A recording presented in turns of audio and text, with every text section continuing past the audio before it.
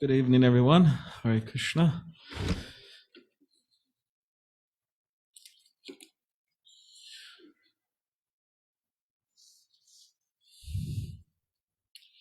Om Jnanatimidandasya Kananjana Shalakaya Chakshulanmalitamena Tasmai Shri Gurave Namaha. I was born in the darkest ignorance, and my spiritual master opened my eyes with the torchlight of knowledge. I offer my humble obeisances unto him. So we, Mukunda, Charna, back there, and myself, we have been going through a series, and all of you, or some of you, going through a series of talks on a book called the Sri Upanishad. And specifically, we've been speaking on Mantra 10, and say even more specifically, the purport of Mantra 10, in that there's 18 principles of knowledge listed there in this purport or commentary. And tonight, we'll be discussing the 16th one. And then next week, Mukunda will speak on the 17th one. And then 18th, we'll have Vijay Prabhu, who's right here in the orange, person in the orange here. And then after that, we'll start a new series. That'll be the last one. So I'll just read this Mantra 10 real quick, and then also just briefly read what we've gone through so far, the different principles, and then we can discuss 16. So this is Mantra 10, says, the wise have explained that one result is derived from the culture of knowledge, and that a different result is obtained from the culture of nescience, or ignorance. So you have the culture of ignorance, there's a certain result. You have the culture of knowledge, there's a certain result, different result.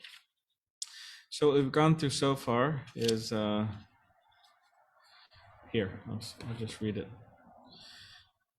One should himself become a perfect gentleman or lady and learn to give proper respect to others. One should not pose himself as a religionist simply for name and fame. One should not become a source of anxiety to others by the actions of his body, by the thoughts of his mind, or by his words. One should learn forbearance, even in the face of provocation from others. One should learn to avoid duplicity in his dealings with others. One should search out a bona fide guru who can lead him, spiritual teacher, who can lead him gradually to the stage of spiritual realization. And one must submit to such a spiritual teacher, render service, and ask relevant questions. In order to approach the platform of self-realization, one must follow the regulative principles enjoined in the revealed scriptures. One should completely refrain from practices that are detrimental to the interests of self-realization. One should not accept more than he requires for the maintenance of the body. One should not falsely identify himself with the gross material body or consider those who are related to the body to be their own. One should always remember that as long as they have a material body, one should always remember that as long as he has a material body, he must face the miseries of repeated birth, old age, disease, and death. There is no use in making plans to get rid of these miseries of the material body. The best course is to find out the means by which one may regain his spiritual identity. All right, getting close to the 16th one. One should not be attached to more than the necessities of life required for spiritual advancement. One should not be more attached to wife, children, and home than the revealed scriptures ordain. One should not be happy or distressed over desirables and undesirables created by the mind. That's the 15th one. So tonight's 16th. One should develop a, that was the 17th. Okay, this is the 16th. One should become an unalloyed devotee of the personality of Godhead, Sri Krishna, and served him with rapt attention. So this is the one for tonight.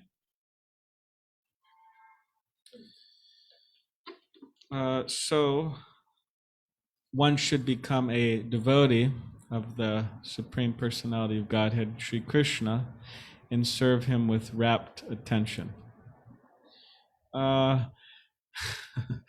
So when we hear, or when, depending on who we are, when we read this, depending on the individual who reads this, there's certain things that may flash through the mind, like, oh, what does it mean to become a devotee? And who is this Krishna, right? Maybe one thing somebody's thinking. And some people who are maybe more familiar with Krishna, that, okay, well, sure, sounds good. I'm trying to do that, become a devotee of Krishna and serve him with rapt attention. So yeah, depending on who we are, there's different thoughts that come up when reading this from the Sri Upanishad. So in general, in the world, we have different types of people. Like, for example, there are atheists who, by definition, reject the idea of there being a God, supreme God. There's agnostics who not really sure, right? There might be a God, maybe not, maybe not. I'm not really sure. Agnostics, and then there are theists who accept, by definition, accept the existence of God.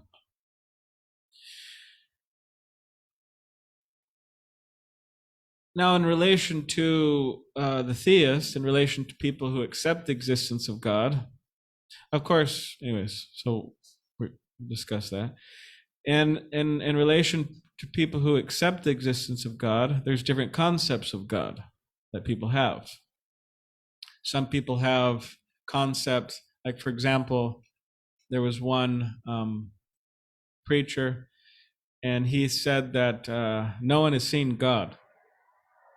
And you know why no one has seen God? What was that? He's so big. Yeah, Glenn, he had the right answer. Because he's so big, can't see God.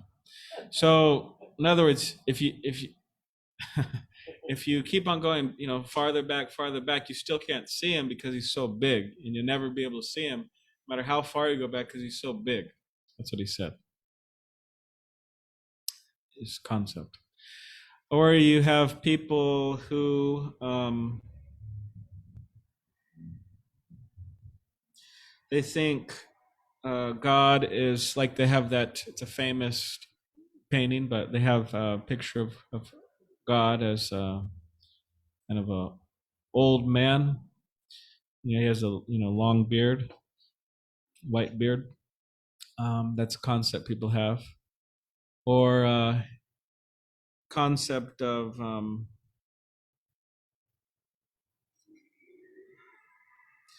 or you could say like an impersonal concept, means they accept God as like impersonal energy. So really, okay, we're all God, something like that.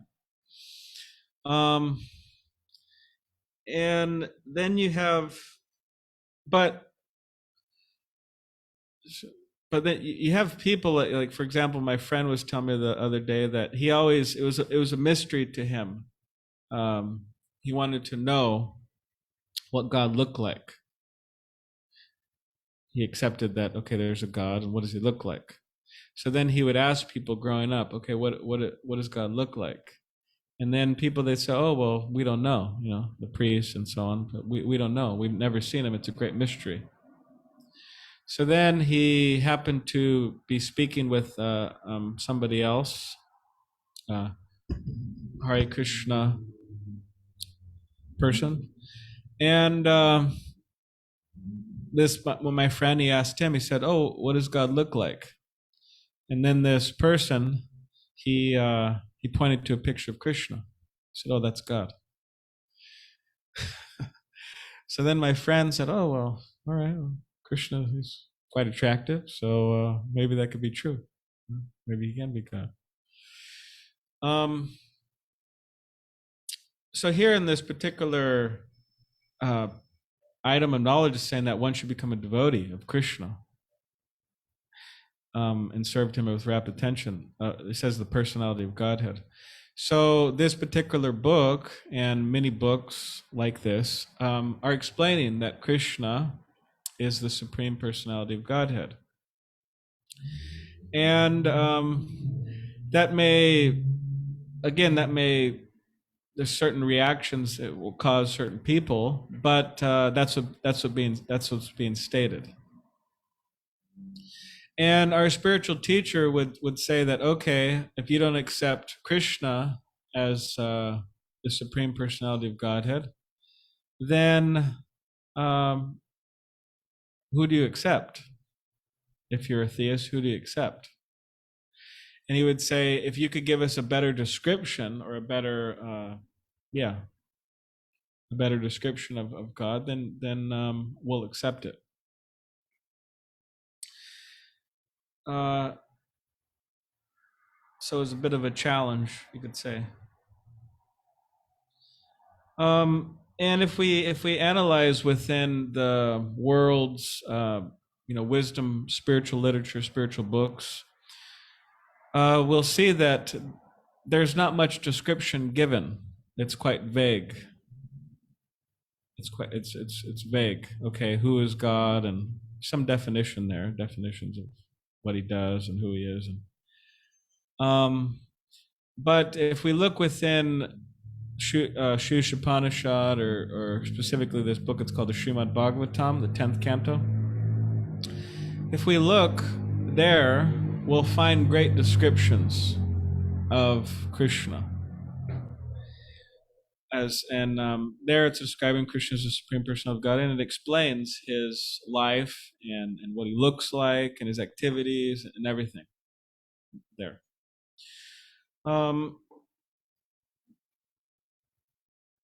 So those who are theists, those of us who are theists, we can investigate Krishna. We can investigate Krishna. Okay, is this personality really the Supreme Personality of Godhead? We could read about Krishna. We could hang out with Krishna devotees, right? We can investigate. Okay, does this make sense? Does it work? Experiment with it. And those of us who are agnostics, we're not really sure God exists. We could also investigate Krishna, because why not, right? If we're not really sure, then we can investigate Krishna. And those of us who are atheists, depending on our devotion to that idea, we may not investigate Krishna. But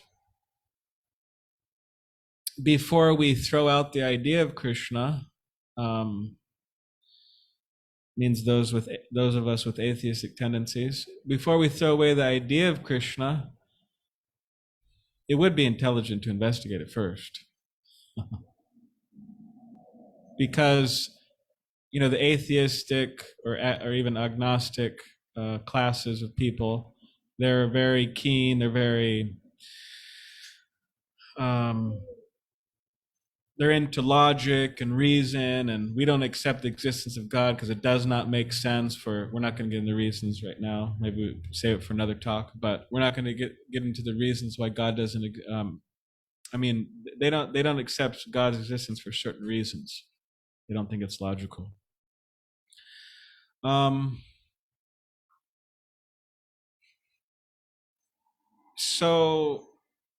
So if they're so intelligent, if they're so reasonable, then why not at least investigate Krishna, or investigate Krishna consciousness, and then reject it? That's intelligence. Not that, like, for example, if I say, oh, I got this really great book, right? If I tell my friend Glenn here, I got a really great book, and you should read it. And Glenn says, no, I don't want to read that. It's garbage, right? Feed it to the crows. But if Glenn's never read the book, if Glenn's never read the book, then he can't do that. And you, of course, you wouldn't do that because you're intelligent. But the point is, okay, reject it, but first investigate it. Then you have grounds of rejecting it as garbage. So to, like people, sometimes we have devotees of Krishna, they go out on book distribution. They go out and pass out books throughout the town, throughout the city, throughout the country, throughout the world. And people say, oh yeah, I don't want anything to do with that Bhagavad Gita or Krishna, because Krishna is the speaker of the Bhagavad. I don't want anything to do with that. I read the Bible, I read the Quran, or I read this, or read that, and I don't want anything to do with it. It's against my religion, or something like that. Or whoever it is, whether they're religious or not religious. Sometimes they just out and out reject it, but they haven't even they haven't even read one page. So why reject it if you haven't read one page? So it's very, it's a closed-mindedness there. So, and sometimes in relation to this closed-mindedness, people that are practicers of whatever particular faith or religion, they're sometimes criticized as people of blind faith. You just accept some book, that was written thousands of years ago, and you probably accept it because your mother and father raised you like that, or because you just, you're coming to a temple or a church or mosque because you just want somebody to socialize with, a lonely person. I think these guys are pretty cool, right? Whatever. In other words, they're criticizing, people of members of particular faith as being blind believers, not having good reasons why they fall in a particular way of life. And that is true. There are many people who are blind believers, who have blind faith. But it's not absolutely true. There's people out there who have great reasons why they're following a particular way of life. In other words, they're not doing it blindly. But in relation to this, there's also people who, that term, it's called blind doubt. In other words, there's not a great reason to doubt something, not a logical, intelligent reason to doubt something, but still people are doubting it without investigation. So that is that's the idea. Nor should we have blind doubt, nor should we have blind faith. So this is intelligence. To use our intelligence and investigate and try to figure out, Krishna consciousness, or as here, it's quite a challenge actually. Okay, you should become a devotee of the personality of Godhead and serve Him with rapt attention. So we could try to experiment with that. Some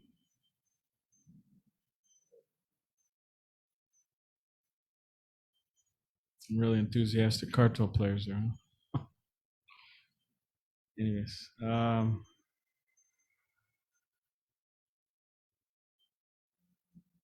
now you could say, okay, now what's the goal? You have the goal of Bhakti Yoga. So we all have goals in life, every single one of us on this patio. We all have goals. So people, okay, I want to earn a lot of money, or I want to be famous. I want to be in order to be famous nowadays, a lot of times you got to do really dumb stuff. So do dumb stuff, you can be famous. But anyways, So I want to be I want to be famous. I want to be rich. I want to get my PhD. I want to get a Porsche. I want to develop more friendships with people. I want to join a religion. I don't know. People have so many goals. Now what's the goal of yoga? So yoga means to connect with the soul, connected with the Supreme Soul, Krishna. So it means to connect. Now, the goal of yoga is that to connect. That the definition, the goal is there in the same word. So the goal of yoga now, of course, nowadays the hatha yoga, stretching, and has become very popular in America and all around the world, actually. And unfortunately, the goal of yoga for a lot of these people is completely lost. It's going to become lost. So people, because the goal of yoga is not to become healthy. The goal of yoga is not to have peace of mind. Now, of course, that may be some byproducts, but that's not the goal. And if people are missing the point of a particular activity, it's quite unfortunate, actually, because they're missing the point. It's like, so yeah, the goal. So there's the process of yoga, and then there's the goal. So if people are thinking the byproducts are the goal, that's quite unfortunate. So the goal of yoga is to reconnect with Krishna's Supreme Spirit, and that's the goal of all yogas. And specifically, you could say the yoga for this age, as recommended in Shush Upanishad and other books like this, is Bhakti yoga. It's the yoga of the process of reconnecting with Krishna through devotional service.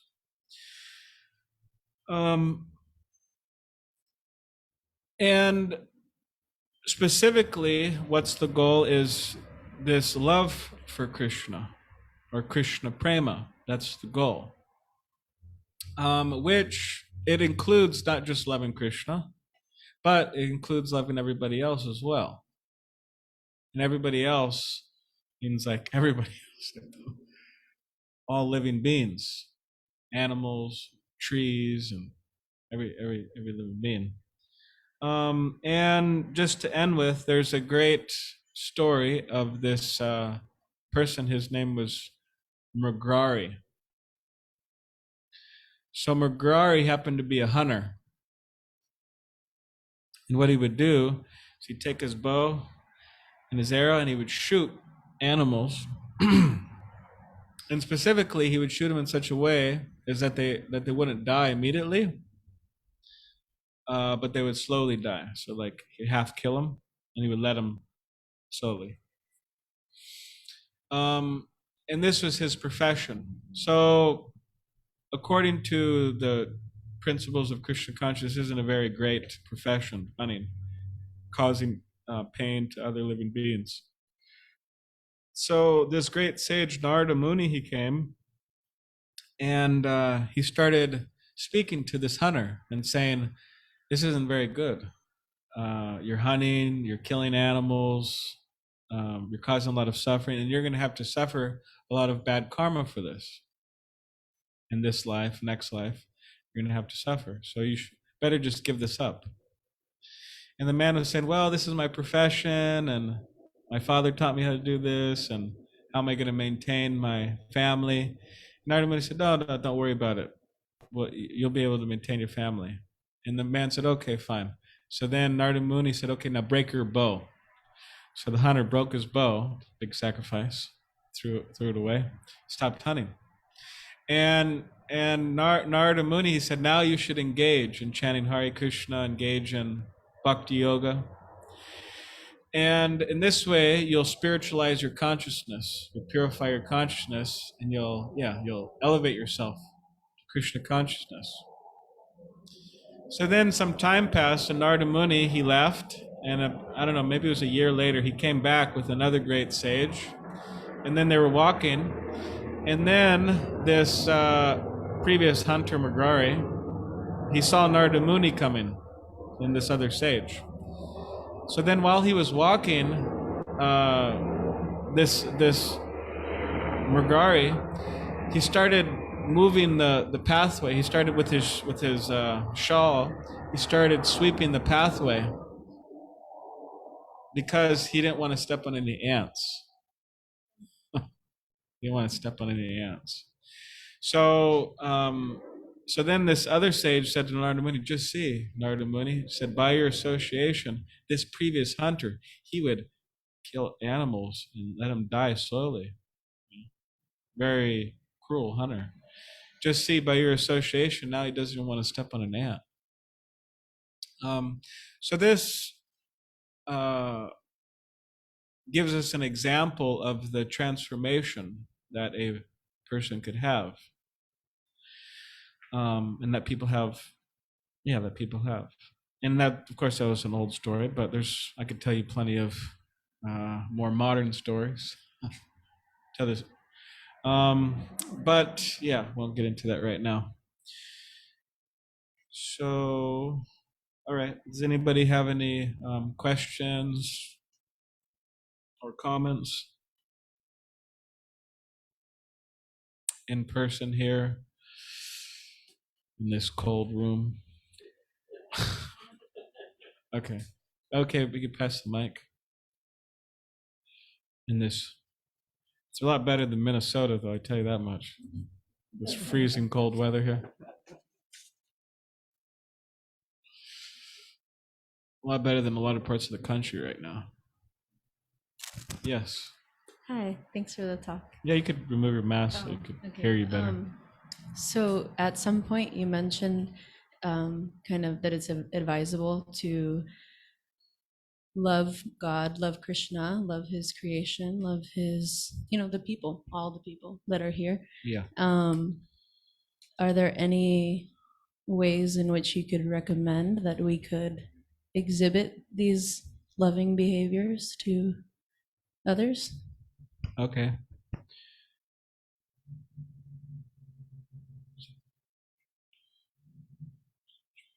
What's those three principles? Jiva Doya, Nam Ruchi, Vaishnav Seva. So Jiva Doya means to be merciful, compassionate to other living entities. So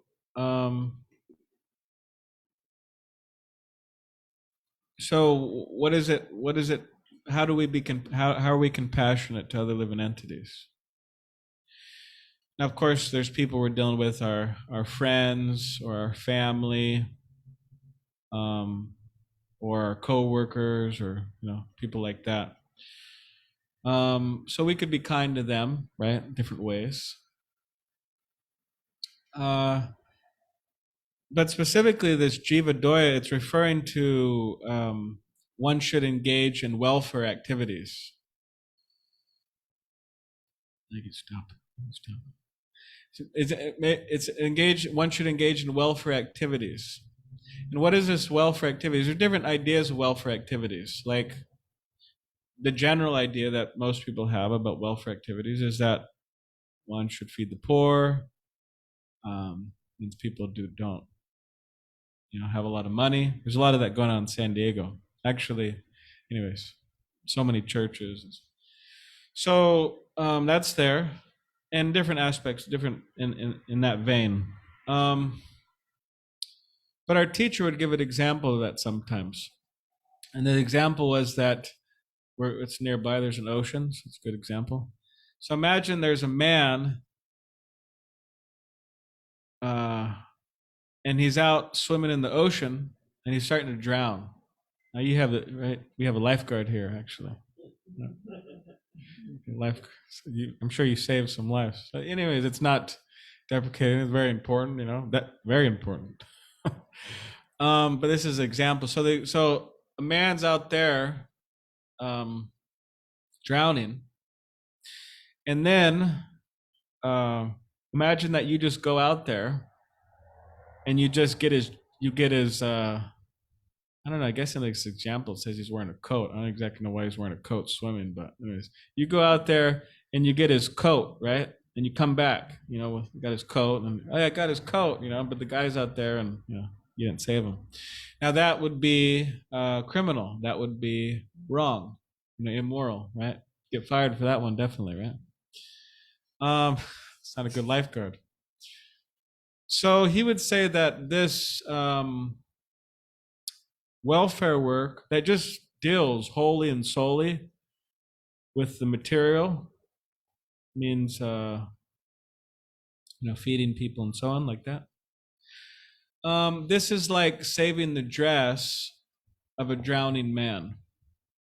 In other words, the soul means the spirit, soul that's animating the body, needs help, needs spiritual knowledge, needs needs spiritual life.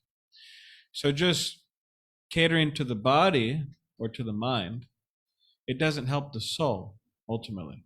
It just helps the body. So okay, we're not saying that people starve and all that. That's not the point. But the point is that people need to be spiritually educated. That's the big problem in the world right now. Lack of spiritual education. So Jiva Doya means to distribute that spiritual knowledge. And also for ourselves, distribute to ourselves. Read and listen and then try to give out the message. So that's Jiva Doya. That's a way to express our love, let's say, for others. And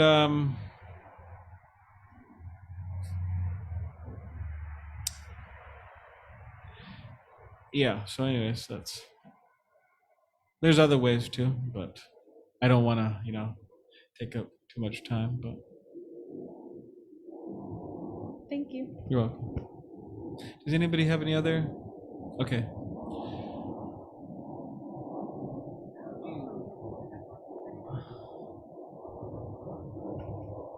Any recommendations for how you can teach someone these spiritual principles when you're just used to feeding them? Okay. All right. Is it that the person is having a hard time himself or herself educating someone spiritually, or is it that the other person doesn't want to accept the education? It's the first. So the person, they're kind of like conditioned or in a habit of just helping people materially. And then for them to get into the mode of helping people spiritually, how do you get into that mode? Is that what you're asking? It's out of fear that the person's willing to receive information, but the fear that they won't get it and it's not going to work.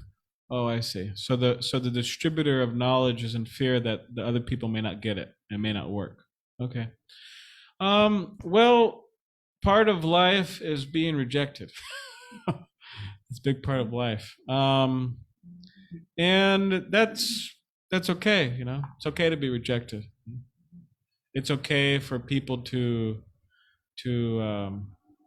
if people deal with us harshly, if so on and so forth. I mean, it's a lesson for us. One, it's a lesson that, okay, I'm being dealt with harshly here. I'm being rejected. So what am I supposed to learn from this? Well, I don't really like this pain, that's someone's inflicting on me.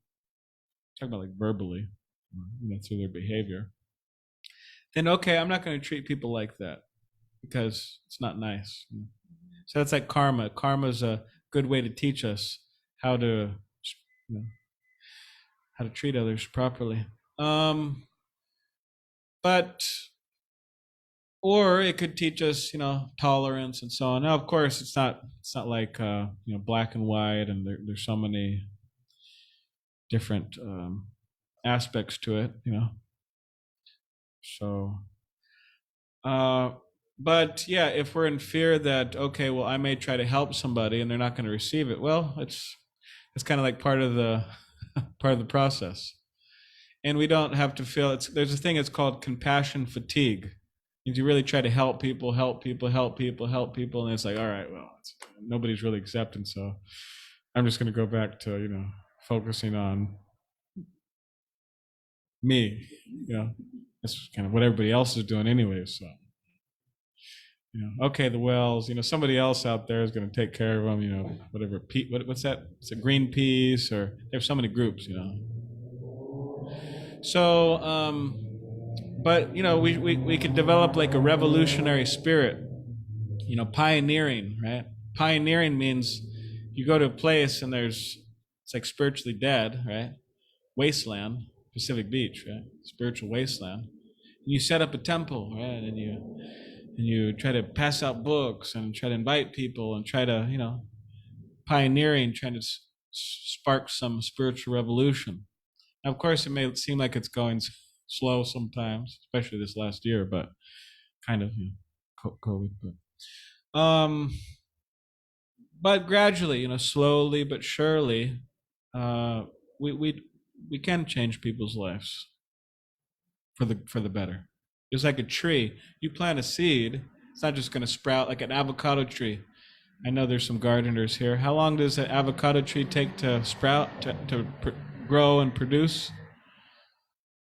All right, our farmers back here, how long does it take? Avocado tree. 20 years. 20 years, 20 years. So to see results, we may not see immediately results in ourselves and others, but gradually, kind of growing, and then before you know it, the tree's there. So we could be patient, Thank you. You're welcome. All right, is there any other last comments or questions? Okay. All right.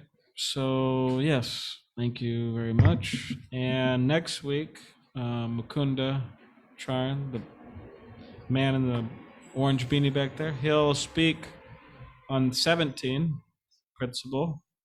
Yeah, 18th is Vijay, and then we'll move on to a nice series of other talks based on this book called The Light of Bhagavata. It's a very beautiful book, actually. It's what you could learn from nature, the ocean and river and sky, and what you could learn from nature. And then along with the book, there's actually these beautiful paintings that a very expert painter painted. So we'll be displaying those paintings in some fashion, and then we'll be speaking on a series of we'll have a series of talks on those paintings. So soon. All right. So thank you very much. Hare Krishna.